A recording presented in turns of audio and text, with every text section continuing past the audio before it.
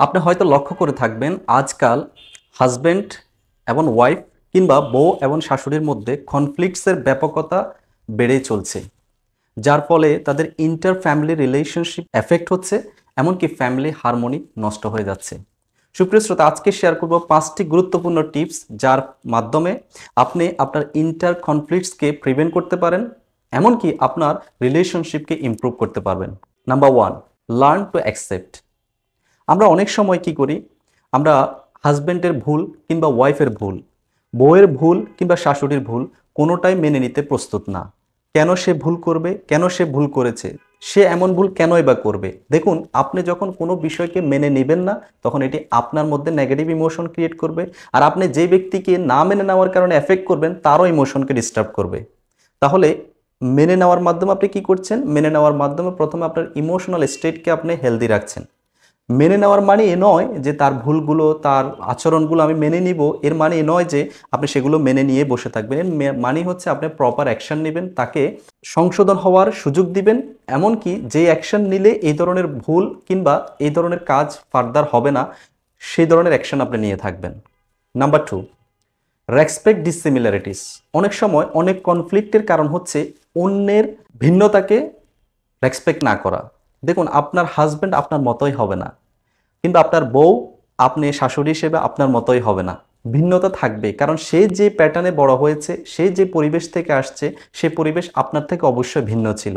তো তার behavioural pattern, তার ভ্যালুস, তার বিলিভসকে অবশ্যই আপনাকে রেসপেক্ট করতে হবে। ইভেন সেটি আপনার সাথে ম্যাচ করে কিভাবে এগিয়ে যাওয়া যায় সেই বিষয়গুলোর উপর আপনাকে ফোকাস করতে হবে। যখন আপনি তার ভিন্নতাকে রেসপেক্ট করবেন না কিংবা সেটিকে সহজে মেনে নেবেন না, তখনই কনফ্লিক্ট শুরু হবে। আর এই ভিন্নতাকে, এই ডিসিমিলারিটিসকে, তার প্যাটার্নকে রিকগনাইজ করার মাধ্যমে, সেটিকে রেসপেক্ট করার মাধ্যমে আপনার রিলেশনশিপকে আরও এম্পাওয়ার করতে পারেন আপনি। নাম্বার 3, ডোন্ট জাজ অ্যান্ড ডোন্ট গসিপ বিহাইন্ড। অনেক সময় অনেক কনফ্লিক্টসের শুধু কারণ হচ্ছে পিছনে কথা বলা, পিছনে তাকে নিয়ে সমালোচনা করা, পিছনে তাকে অন্যের কাছে খারাপভাবে উপস্থাপন করা, কিংবা তার দোষ ত্রুটিগুলো সবসময় খুঁজে খুঁজে খুঁজে খুঁজে অন্যকে বলে বেড়ানো। আপনি যদি শাশুড়ি হিসেবে সেটি করে থাকেন, আপনার বউ যখন জানতে পারবে তখন আপনার প্রতি তার কষ্ট আসবে, ইভেন আপনার প্রতি সে রাগান্বিত হতে থাকবে। আপনি যে ওয়াইফ হিসেবে হাজব্যান্ডের প্রতি যখন করে থাকবেন, তখন আপনার হাজব্যান্ড আপনাকে খারাপভাবে নিয়ে থাকবে। সুতরাং পিছনে সমালোচনা কিংবা অন্যের কাছে ছোট করে উপস্থাপন করা বন্ধ করুন। আপনার হেলথ, আপনার রিলেশনশিপ ইমপ্রুভ হবে, আপনার কনফ্লিক্টসকে আপনি সহজে প্রিভেন্ট করতে পারবেন। Stop ownership over partnership. অর্থাৎ অনেক সময় অনেক শাশুড়িকে দেখা যায় যে বউয়ের প্রতি এমন আচরণ করে যখন বউকে সে কিনে ফেলেছে।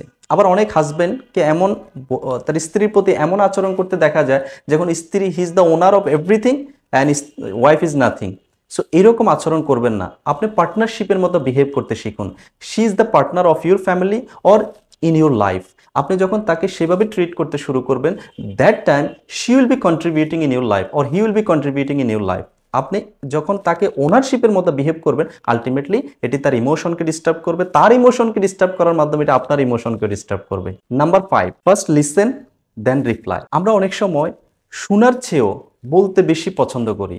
দেখুন, অনেক সময় শোনা আগে শুনুন, সে কি বলতে চায়, সে কেন বলতে চায়, সে কি করতে চায়, কেন করতে চায়, সেটিকে আগে শুনুন। শোনার মাধ্যমে তাকে বোঝানোর চেষ্টা করুন, তাকে সেটি বলার চেষ্টা করুন, এমনভাবে বলুন যে সাথে কষ্ট না পায়। কিন্তু আপনি কখনো তাকে শুনতে চান না, তাকে বলার সুযোগ দেন না, সবসময় আপনিই বলে যান। আপনি যেভাবে বলেন ঠিক সেভাবেই করতে হবে, আপনি যেভাবে চান ঠিক সেভাবেই করতে হবে, তখন সেখানে কনফ্লিক্ট হওয়ার সম্ভাবনা থেকেই যায়। আপনি যখন তাকেও শুনবেন, শোনার সুযোগ দিবেন এবং আপনিও বলবেন, সেও শুনবে, তখন সেখানে একটি হেলদি এনভায়রনমেন্ট ক্রিয়েট হয়। ফলে আপনি কনফ্লিক্ট থেকে নিজেকে রক্ষা করতে পারেন এবং আপনার রিলেশনশিপকে আরও এম্পাওয়ার করতে পারেন। সুপ্রিয় শ্রোতা, এই 5টি টিপস ফলো করার মাধ্যমে আপনি যে কোনো ধরনের কনফ্লিক্টসকে প্রিভেন্ট করতে পারেন, এমনকি আপনার রিলেশনশিপকে এম্পাওয়ার করতে পারেন। If in case you are wondering, I am Dr. Mesbauddin, author of book Unleash the Power of Healing. As a mind mentor, wellness coach, and transformational speaker, I am helping people heal, unleash their potential, and create holistic wellness and embrace true happiness.